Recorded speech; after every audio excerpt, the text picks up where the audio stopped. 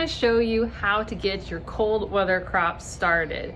This is gonna be everything from lettuce, onions, and of course all those brassicas like broccolis and cauliflower and kale. So if you're looking for some step-by-step help with seed starting, this is gonna be the video for you. So the first thing we're gonna cover is what things we should be seed starting in trays versus what we should be starting out in the garden. Now you may be wondering, with these crops that I'm gonna be showing you that we're gonna start in trays today, do I have to start them in trays?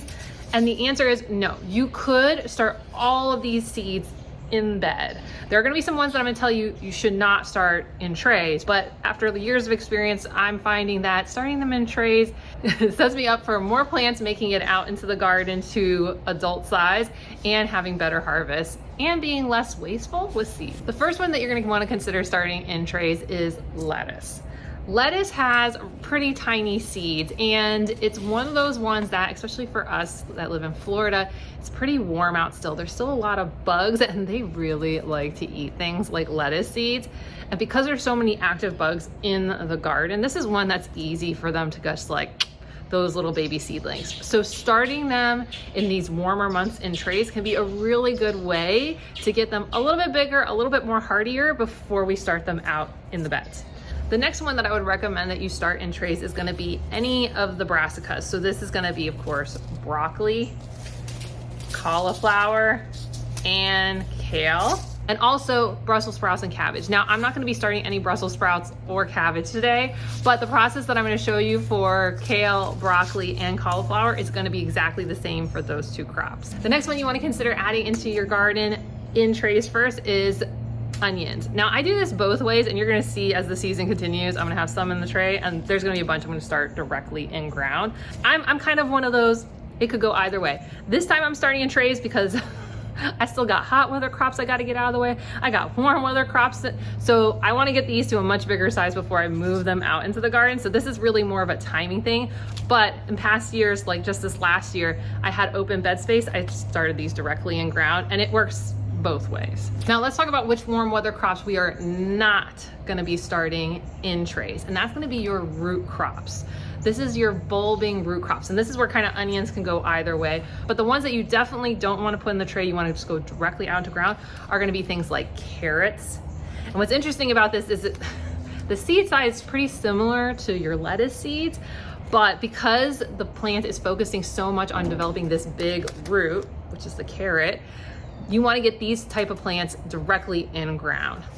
The same thing goes with things like beets, radishes. When it comes to root crops, you want to start them out in the beds where they're going to stay. You don't want to be moving them around. So any of your rooting crops, we will not be doing those today, but I will have a video coming up soon. There'll be like a day in my life in a fall garden. You'll get to see me start them directly in the beds, so that for those of you who struggle with that, which I know some of you guys were saying, I've tried beets and it won't work, or carrots, I'll show you how to do those ones then. Yeah, and as we get ready to do this hands-on portion where you're going to get to see me go step by step with seed starting, if you want to follow along, this video is designed for that.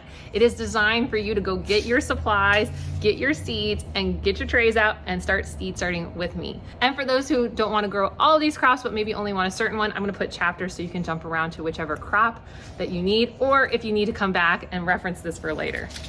But next up, let's talk what supplies do you need if you're going to be following along or you're going to be doing this later. So first up, of course, you're going to need your seeds. You're gonna need whichever types of seeds. Now I use a couple of different brands. I use Southern Exposure, is kind of my go-to for me down here in Florida. This brand works really, really well. There are varieties that are specifically designed for Florida, or ones that just work really well here with all of our heat, humidity, our pest pressure, all the good stuff. And when it comes to what I'm gonna specifically grow today, I've got outrageous lettuce. This is a red type romaine lettuce that I have grown the last couple years. Do you see beautiful red lettuce heads behind me in the beds? That's the one. The next one for my green lettuces, I'm keeping it kind of simple today. We're just gonna do a butter crunch. This is a bib type lettuce. These both can be grown as heads, but they also can be grown as cut and come again. Or you can grow them as small heads and then take them out and then put a new one in. So I'll be doing these. So I've got a little bit of red. Adding red lettuces, one, just creates a little bit more color and interest in your salads, but two, it adds a little bit more vitamin A to your diet, and that's why I like to add it, plus adding color. So those are my lettuces. For my onions, we're gonna be doing a Texas early grano. These are a short day onion. If you live in a warm weather climate and you're starting these in the fall, we wanna always do short days because guess what? Our days are getting shorter. So when you're picking out your seed variety, always look for short days when it comes to onions. And the other thing I like to look for is, well, it's Texas, and I feel like the climates down in southern Texas and in the Gulf of Texas are very similar to Florida, and these tend to do really, really well. I got a great harvest. I didn't have the right timing this last year because of hurricanes, but I'm excited to be able to start them on time here and get these going for us for a really good yellow sweet onion harvest. Next up, when it comes to broccoli, I'm gonna be starting my Waltham 29s. I've done both the Chico and Waltham 29. They have both worked really well for me. And these are all, again, through Southern Exposure. I like Southern Exposure or any company that gives me a germination rate.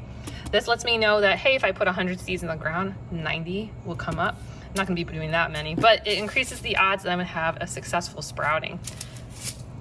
Next one that I got for me is lanceolate kale. This for us, we don't use them in salads, but instead we use them as smoothies through the winter time. I'm always looking for sources of spinach alternatives because I am not a big fan of growing spinach here. You might enjoy it. We just have such a small window to make spinach work down here.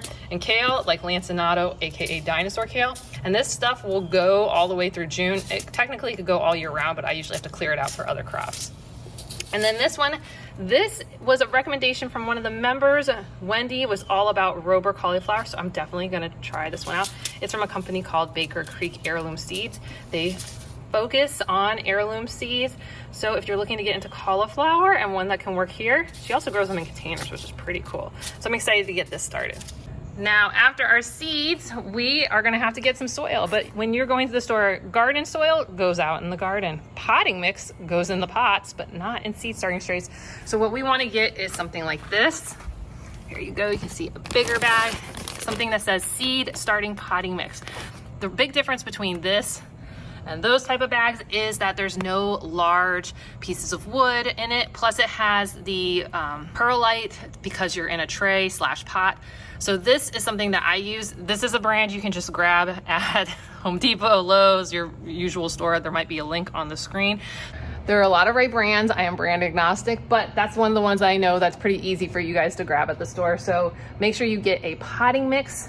I'm sorry, a seed starting mix, not garden soil or potting mix for this. For mixing up your potting mix, you just need a bucket to put your soil in. You'll need a hand shovel, pick any of your liking. There's nothing really that particular to it. Was that a frog that was in there? So just a bucket to mix your potting mix in, a shovel to mix it with unless you want to use your hands, and a watering can or a way to get water in. This is just a 2-gallon watering can. The biggest thing usually when doing watering, whether you use from a hose or not, is you want to make sure it has these smaller holes so that it gets kind of more of a gentle shower versus a deluge of water. But if you're in a pinch, man, I've gone inside and just grabbed a cup of water for this step. The next and last thing you need is you need seed starting trays and a watering tray. So these ones are by American Tray Company. We have both the 2-inch by 2-inch 4-cell type, plus we have the 6-cell type. We're gonna be using both of these today for our seed starting. You can get them, I'll put a link up on the screen. So if you wanna grab some of these smaller trays, bigger trays, or the watering trays, that's what you would need to get seed starting. But similar to many of these things, there are a lot of right ways to do it. I have done it in the solo cup style. These are actually just leftovers from things that I've bought at the store before, and also recommend that. Sometimes you guys can go on Facebook Marketplace and get stuff like this for really cheap. Sometimes on Amazon, they'll sell them for pretty cheap. The big thing is that when we do seed starting, we want to use as little seed starting mix as possible, because seed starting mix, it's in those little bags. I mean, basically, that bag of seed starting mix is usually around $7-ish. These big old bags are around $5 to $7 each. So this is much more expensive, like per ounce, per quantity, than those big bags. So we want to not use a ton of it. And we don't, for the seeds, we don't technically, they don't need like to be buried the whole way. It's just for that first beginning part that we need the seed starting. mix. Once they're a little bit bigger, once they're like this size and this size, they can be in things like potting mix. And actually when we do these big trays, I'm gonna show you how you can do a combination of them so that you can kind of stretch your seed starting mix if you have a bigger container. Oh, and I always forget this. You also want like popsicle sticks or masking tape, painter's tape, something so you can label what's where. I've got experience now so I can usually know what I planted, but man, oh man, I started some wildflower seeds a month ago and I'm not really, I can kind of figure out what some of them are, but I'm kind of questioning what one of them is. Look, the more you label, the better. You can just use big popsicle sticks and use a permanent marker on it. You do want to use something heavier duty because that stuff gets wet. It's going to run away. So pencils and stuff. I know some people use chalk pens. You guys say down in the comments. There's lots of, like I said, there are a lot of right ways. But let's start first with prepping our seed starting mix for all of our trays. Okay, for this step, you need your container, bowl, whatever you want to use, 5-gallon bucket. Well, that's probably a lot of seed starting mix, but depending on how many seeds you're starting. A bowl, your shovel, and we're gonna throw some seed starting mix in there. Now, depending on how many trays, depends on how much you want to do. It's easier to add and keep mixing in your seed starting mix than it is to prep some and then leave it. When you prep some and leave it, you have the odds that you're going to potentially create some sort of mold. You know, you just don't want to overuse it. So the more you can just leave it in its bag like this, the better. So I poured a little bit in here with the amount of trays I need. We need a little bit more. Ah, there was a frog. So we're gonna add a little bit more seed starting mix. I like to, with these type of bags, just tear off the top.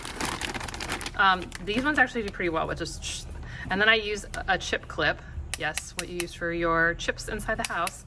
I use that just to keep it closed. So we're gonna add a little bit more to this. I think I need to be about halfway full for the amount of seeds that I'm gonna be starting, or the amount of cells that I'm gonna be filling today. So we're gonna go like that.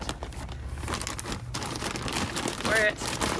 We're gonna wrap that up, chippy clip, and of course get chip clips that are fun. It makes everything in life more fun. All right, so here we go. Hopefully no more frogs jump out of it. All right, so with this amount of seed starting mix, this is probably a 1.5 gallon container-ish, somewhere around there. So we're probably at about a gallon of soil in there. We're gonna take our watering can. We're gonna give a little count of 1, 2, 3.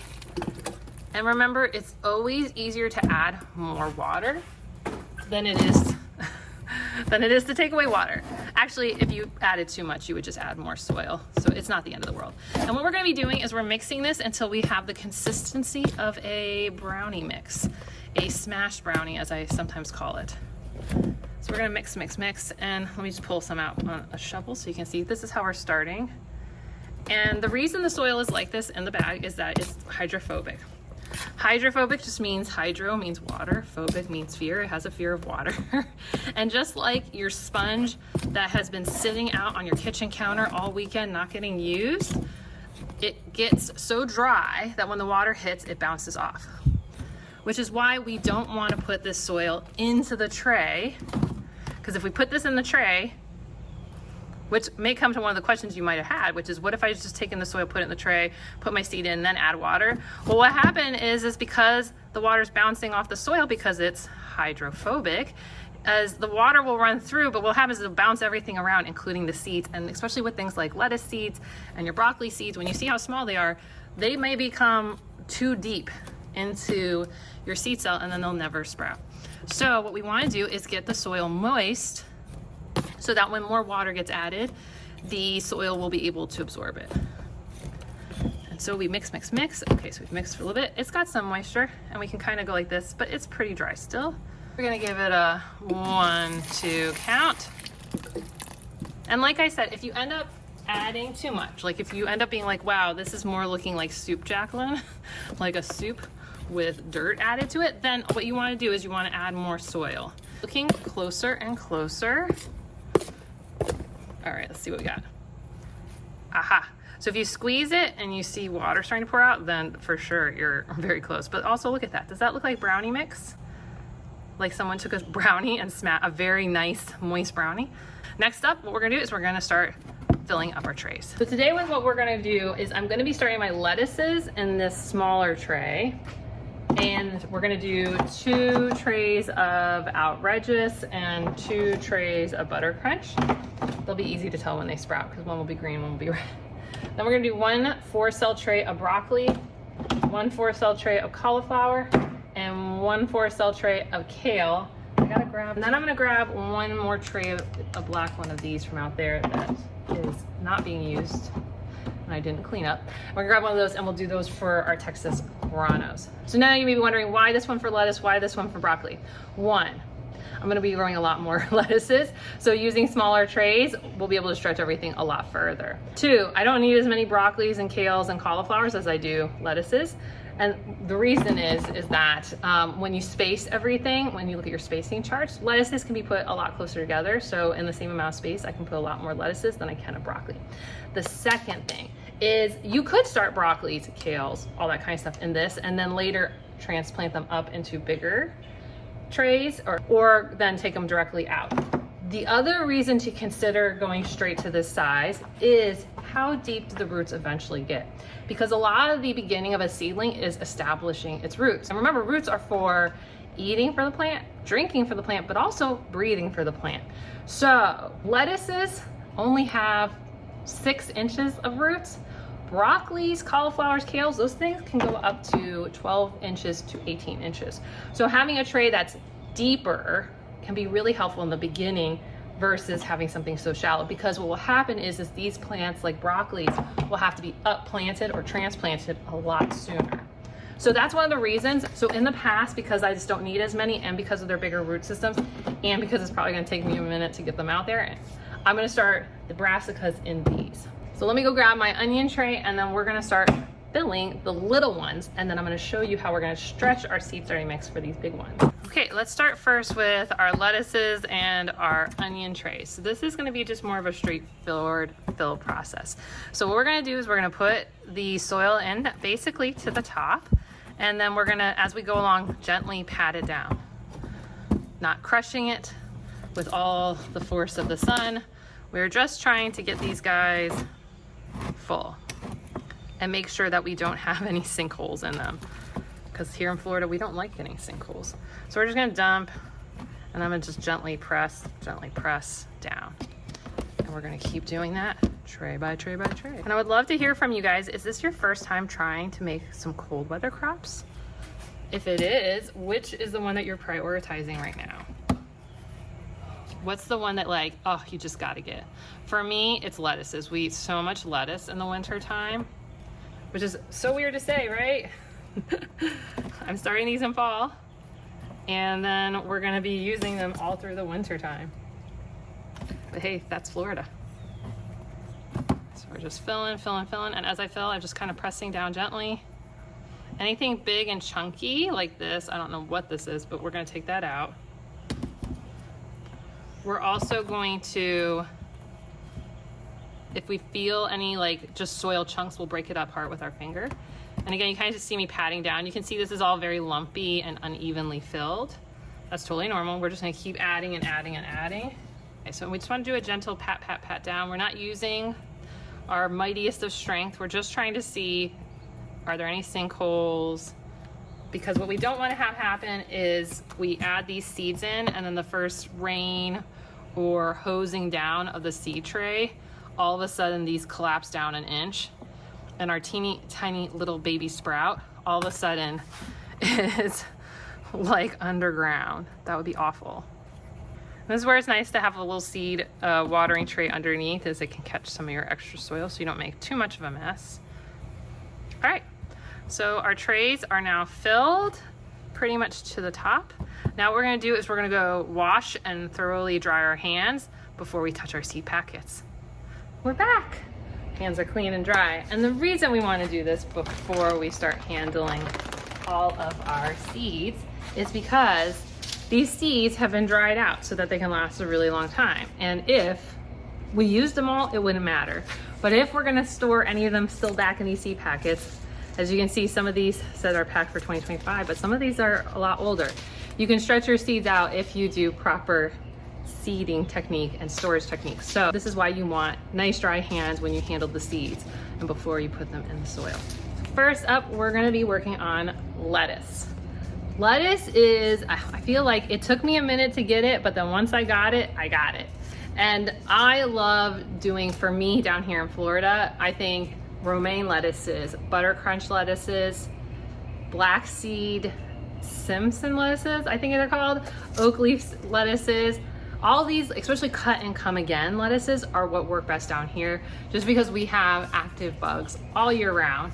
So I like picking stuff like that. I use Southern Exposure, but I've used other brands before, like the ones that you find at the Home Depots, the Lowe's, the Targets. I'm definitely impulse bought many types. And when I stick to those romaine types and bib lettuce types like butter crunch, they do well. Sometimes too well, but they do well. So let's get these started. I need about 12 plants per type. So each tray is gonna hold 6. So we'll do 2 trays of each. So let's get started with, which one we want? Red, green, red. We'll start with classic green first, butter crunch. These first 2 trays will be our butter crunch. This is the butter crunch that I'm gonna be using today, Southern Exposure Seed Exchange. It's got a 90% germination rate if I would have used them by March 2023. Yes, that's how old this seed packet is. What I like to do when my process for seed starting is I like to make the holes first, add all the seeds, then cover everybody up, because I have in the past notoriously filled one, not filled another, and then I'm sitting here like, did I not start the seeds correctly, or is there a problem with the seed packet? Yes. So these seeds, you can see sowing depth for lettuce, and generally just all lettuce types, not even particular to this type, are 1 inch to 1/4 inch. 1/4 of an inch is shallow, 1/8 of an inch is like, you're talking like surface level. So an inch, oh, I was showing you my thumb, but it had a boo-boo out in the garden. So 1 inch is typically about your knuckle on your thumb, so the end of your thumb. So 1/2 an inch, so 1/4 of an inch, so 1/8 of an inch. That's not deep. So I call that making a dimple in your soil. And this is why it's super easy, especially at this time of year in Florida, because we have so many just smashing types of rain that are happening at this time of year, that it's super easy for these plants to get knocked way too much around. Okay, there we go. But we're gonna just make the tiniest of dimples, just like book, book, book, book, like you're just tickling a baby's cheek. That small. We're not making this deep enough for the Mariana Trench, no. This is all just very tiny little dimples. Can you even see them? Probably barely, and that's the right way to do it. Okay, so then next up is we're gonna take our seed packet. If you know you're gonna use it all, do like I used to do and just tear it open like that. But if not, you want to open it. Many of these packets are resealable. I mean, it's not a great seal, but they are resealable. And then what we'll do is we shake it into our dry hand. This is why we wanted it dry, because some of these seeds we might not use, and we're gonna put them back later. Like, that's a lot of seeds. And we're only gonna put 2 to 3 per. So this is like what, 18? 18, that's 36 seeds. There's like a million seeds here. So let's just take some back up in our hand. This hand's staying dry. This one's got some moisture on it, but that's okay. So then we're gonna try to pinch 2 to 3 seeds. It's gonna be very hard. They are so teeny tiny. But we only need about 2 to 3. Unless the germination rate is not very good, then you can add more. So if you think the seed packet's super old, you can add 4 or 5. The nice thing about lettuce packets versus other things, like sometimes when you do pumpkins or tomatoes, they give you like 20 seeds. But lettuce packets, they tend to give you like 100 seeds. They're like, here, have it, have 1,000,000. And you see, I'm just like pinching and then just trying to get not that many. You could be much more organized and like sort them out with your finger and be like, okay, I'm gonna take these 3 and then do them. Those are all choices. Now, because my hands stay dry, I can scoop up the rest and put them in the packet and close that and set it to the side. Okay, so now our 2 trays, we have butter crunch lettuce. So now we're gonna say night-night to them. So because this is only 1/8 to 1/4 inch, we're gonna just put a little bit of soil. We can always bury these just a little bit deeper when we move them out into the garden or into a bigger pot, but we don't want anything major on top of them because they are teeny tiny seeds that are gonna make tin sprouts. Okay, and you see I'm just putting, and I'm gonna say night-night. This is what I teach all the kids at the elementary school garden that I work at, slash my own kids throughout the years. night. So now, butter crunch. Voila, all done. But now, let's do it all again. This time for our red lettuce outrageous. Ooh, 99% germination, packed for 2025. Perfect. Great. We'll have even better success with our red lettuces. And again, we're just gonna make the teeniest and tiniest of dimples. And if you have any questions, do put them in the comments down below. So we'll make the tiniest dimples. I will tell you, I have been there before. I have planted lettuce, tomatoes, all the things way too deep. Take our packet, unseal it. Ooh, have I used this packet before? Yes, I have. We're gonna do that. And I store all my seeds inside the house because it's just too humid here. It's too humid right now. I've got that out. And we're gonna start sprinkling them in. But I have buried seeds too deep. I have buried seeds. Oh, I literally one year took a bunch of lettuce seeds that I had harvested from my own lettuces and I just threw them all down. And I created a giant bed of 1,000,000 lettuces. It was a lot of lettuce. So that is a method. Because you get a lot of lettuce seeds, you could just put them in a bed and just swirl them around with the dirt, just lightly swirl around. It is an effective method. You'll get way too many lettuces sprouting. And if you aren't comfortable with what comes later in starting seedlings, which is removing little seedlings, it can cause some different challenges. That was the year that I really learned about why you need to space plants out. Okay, 2 trays done. Wasn't that quick? You see how fast that can go? It seems complicated. I know through the years I was really intimidated by doing this kind of stuff because I just felt like there has to be more complicated stuff to it. And really, once you kind of know these basics and you got the hang of them, it's not complicated. You can do it.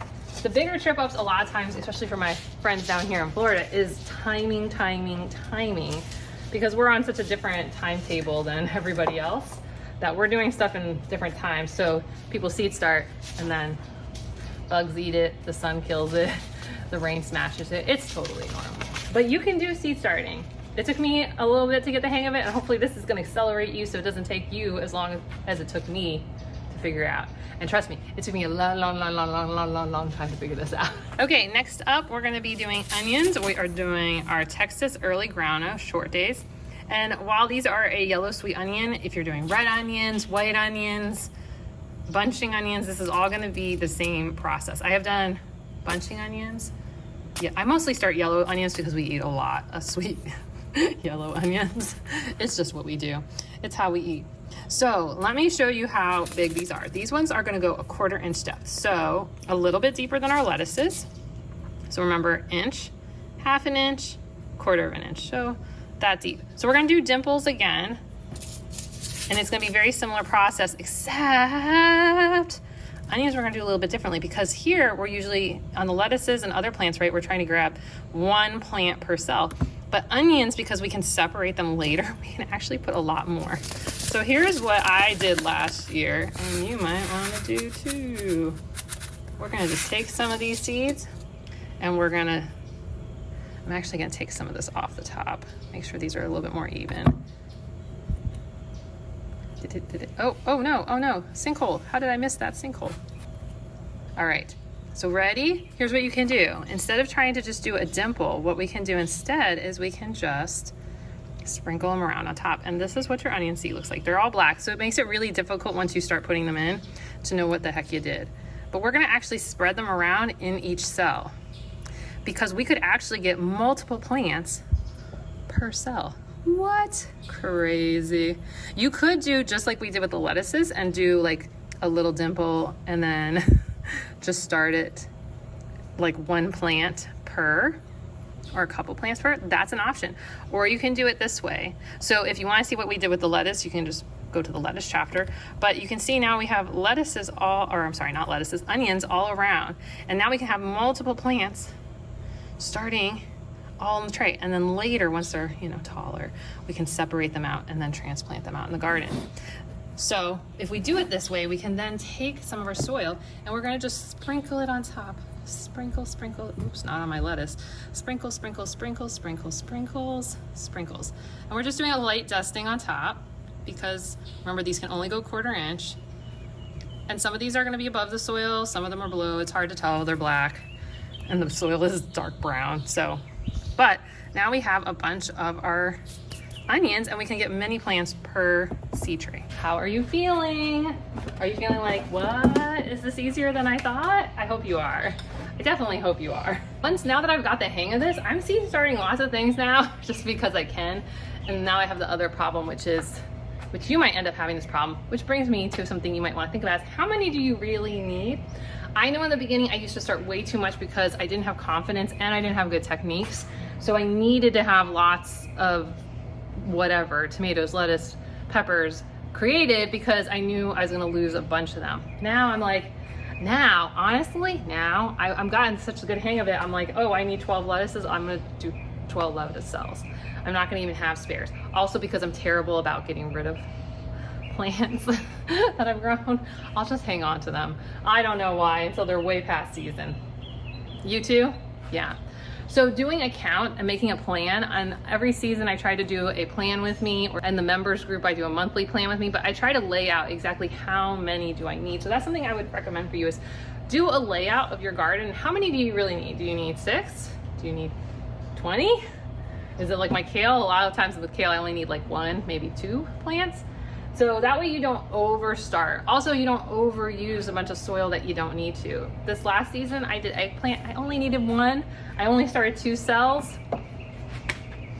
Boom, they're out there. My 1 eggplant, that's all I needed. But before we get to these, let me show you how to fill a deeper tray and, you know, stretch your seed starting mix. So you guys can see how much difference there is in heights. They're almost twice as deep. They're gonna use about twice the amount of seed starting mix, which if you had to, you can fill these with seed starting mix. It's okay. No one's judging you. You don't have to tell anyone. Okay, maybe somebody's judging you. Maybe you're judging you, but you don't have to tell anyone if you end up just doing seed starting mix because you feel more confident that way. But if you've got some potting mix, we can do something more. So the way we can stretch this is we can be using a potting mix, because potting mix is for pots, and technically these are like little pots. So do that. I'm getting soil all over me. So get a potting mix. I will tell you, versus our seed starting mix, these tend not to be as hydrophobic, AKA they haven't been dried out as much.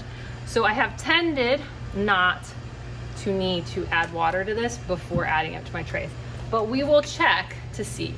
One of the ways you can tell is you touch it. That's how I find out. We touch it and we see, does it feel like brownie mix? Moist, or is it like, if it feels like sawdust, then it's dry and you need to do the same process. You need to get another bucket, maybe a 5-gallon, or maybe even just grab a big pot if you bought flowers or something, use that to mix it.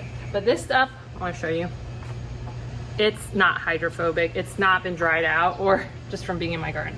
So what we're gonna do with this, we're gonna put that in first. We're gonna use the potting mix to put in first. Because the reality is, when it comes to starting, let me get down here, I'm sorry. The reality is, when we are seed starting, the seed pushing its way up through the seed starting mix only is, we're talking about the first ½ inch, maybe inch. Do we really need seed starting mix? Everything else, that can be potting mix. So what we're gonna do is we're gonna take these and basically, you see, oh, look at this. These ones have a nice little line. We're basically gonna fill it past this piece. It's about right there. And then we'll just top off with the seed starting mix. And we'll do that for our 3 trays down here. So if you had done like a solo cup or something bigger, what you would wanna do is, look, they got a nice green line. What I would be doing is filling to like this green line, you guys can see that, with seed starting mix, and then just the top layer, just I wouldn't go all the way to the top of the cup, but like kind of where this rim is. So if you had a solo cup, I would do to the rim with seed starting mix, and then just that first ½ inch, maybe 3/4 of an inch of seed starting mix. Everything else should be potting mix. Does that sound good? We're stretching our dollars. So I'm gonna try not to make the biggest mess ever, because I'm trying not to stick my Band-Aid hand in there. But I am also not trying to dump soil back here. That's my bigger watch out right now. It's like, don't dump soil on the baby lettuces. Okay, and we're gonna do that same thing where I kind of like push And then maybe a little bit more. And you can see, can you see like these bark chunks in here? Totally fine. Once these things have some roots, they'll push through it. It's just when they're the tiniest baby sprout, this is when it's a little bit more challenging for them. And same idea, just kind of gently keep pressing down in each cup or cell as you go along, so that no sinkholes. No sinkholes in Florida. We don't want them.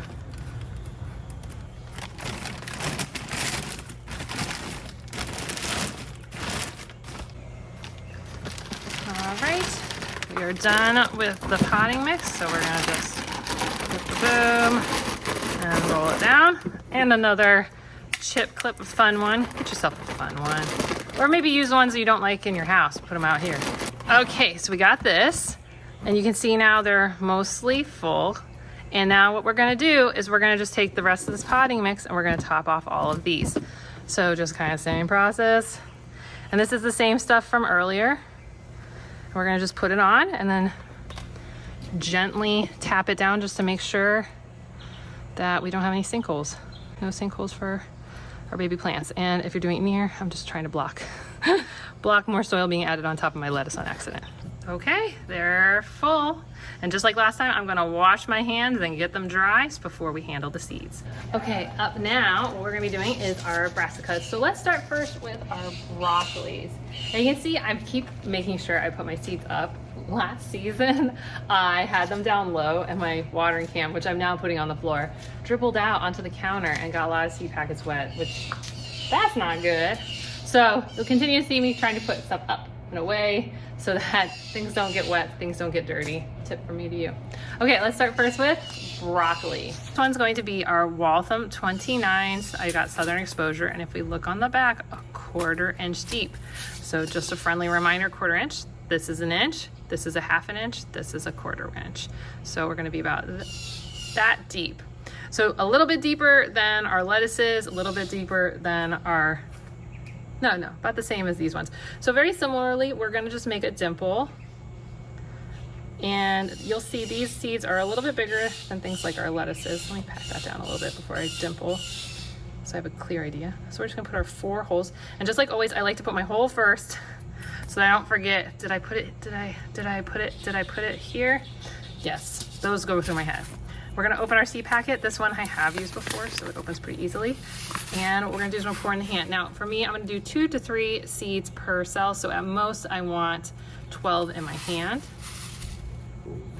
So we got 1, 2, 3, 4, 5, 6, 7, 8, 9, 10, 11, 12. So I can just suck these back up.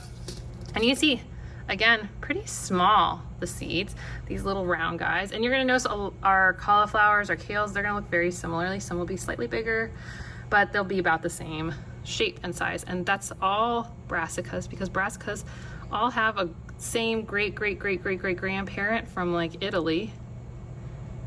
And some of the plants were focused on leaves, and that's things like your kale. Others focused on developing the flower from that plant, and that was your cauliflower and your broccoli and your Brussels sprouts, and then some focused on the bud, which is the Brussels sprouts and the cabbage. So isn't that kind of fun? It's all one plant in a way, but not. So we're just gonna put a little bit of this, a little bit of that, put more there. Okay, and now we can say night-night to this plant. We're just gonna give it a little tap, tap down, tap, tap down, tap, tap down. And now we're just gonna move that to the side and prepare to do cauliflower. Okay, next up is cauliflower rober. This was a recommendation from Wendy. I really appreciate this recommendation, and we will definitely be trying it. So I don't know that I've used this. I've used other heritage brands before, but I have not used this particular brand. But they do say 1/4 inch to 1/2 inch deep with these.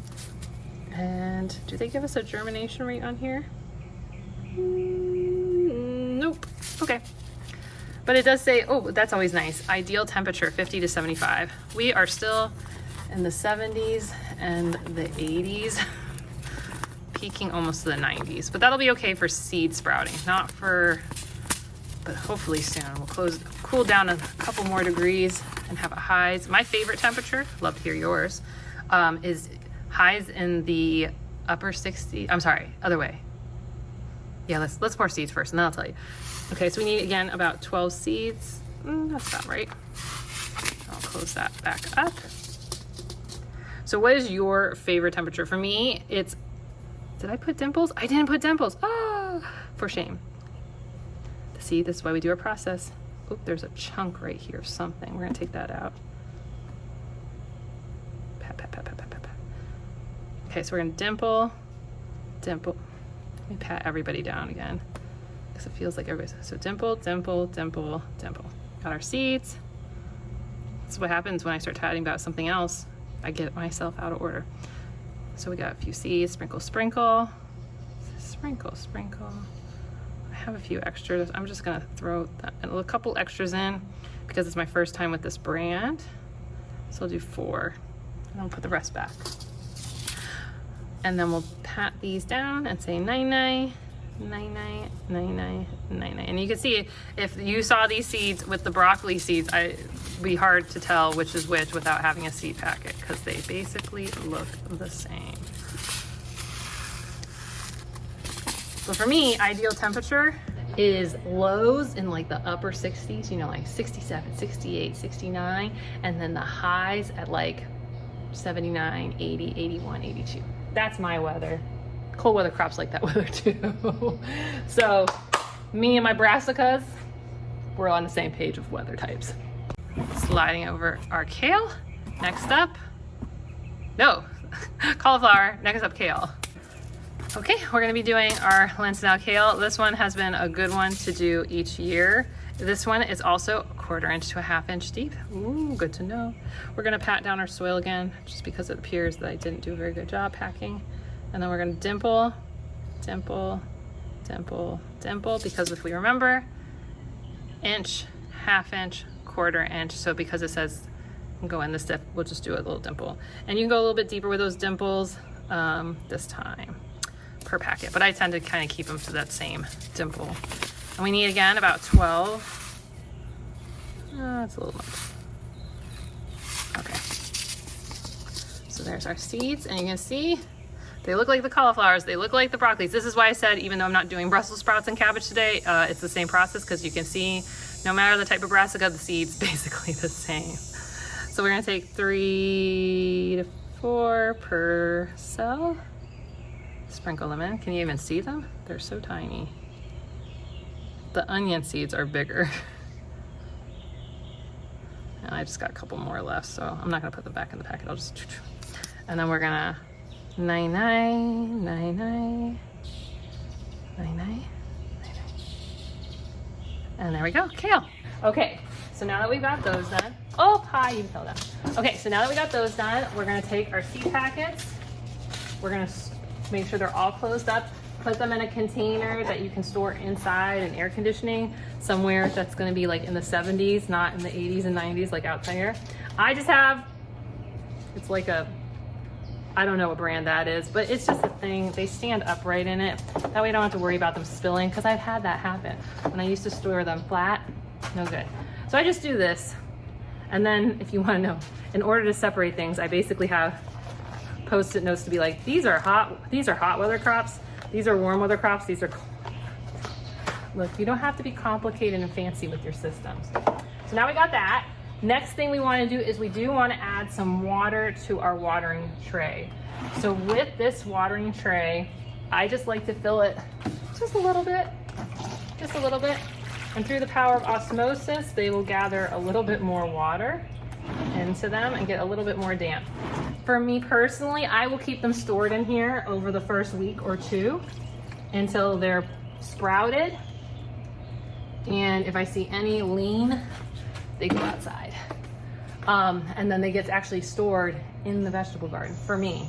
Ideal seed starting time for these cold weather crops for the first round of them is in late September, October, and November, depending on, especially for Floridians, depending on where you live in the state, right? You can go a little bit earlier. If you're in North Florida, you go later if you're in South Florida. And then actually, because many of these crops, not the brassicas, but all of them have really fast turnaround times, like lettuces, and we get into things like the onions, the carrots, and the beets. They are the type of crops that you could do a couple of rounds in season, because we basically have October, November, December, January. I think January and February start to become the last months. So you get a whole round started and then get like a whole nother round started. And right now, because I'm at like the very end of September, early October, outside's still a bit challenging. This past week, we've gotten 7 inches of rain in a week. All with that being just 3 rainstorms that basically came through and in about an hour and a half, 2 hours dumped that amount of rain. Very hard, very fast. And little seedlings don't do very well in that. So that's why I like to keep them in this area protected until we get past the kind of ends of this transition period in coming out of monsoon season into our more milder seasons, which I'm looking forward to. So what you want to do is, many of these crops are going to take, because we're so warm, because we're still in the 70s down here in Florida, 7 days you should have them. If we're hitting day 10, things haven't sprouted, we're going to want to restart the seeds. If you get to 2 weeks, you definitely want to restart the seeds. They tend to come up really fast when it's this warm out. If you lived in a colder place or it was a colder time of year, like if we were doing these in December or January, they could take a little bit longer just because it's not quite as warm. I hope that helps you get your crops going. And if you're looking for how to start your warm weather crops, because maybe we're a little bit later in the season, things like tomatoes, peppers, eggplants, corn, squashes, and beans, you can go ahead and check out this video right here. And if you want to know how to stay on track, to know what to plant and when to plant it, and be able to note when you started it, go ahead and pick up your Wild Floridian garden planner right here. Okay, I'll see you soon. Bye.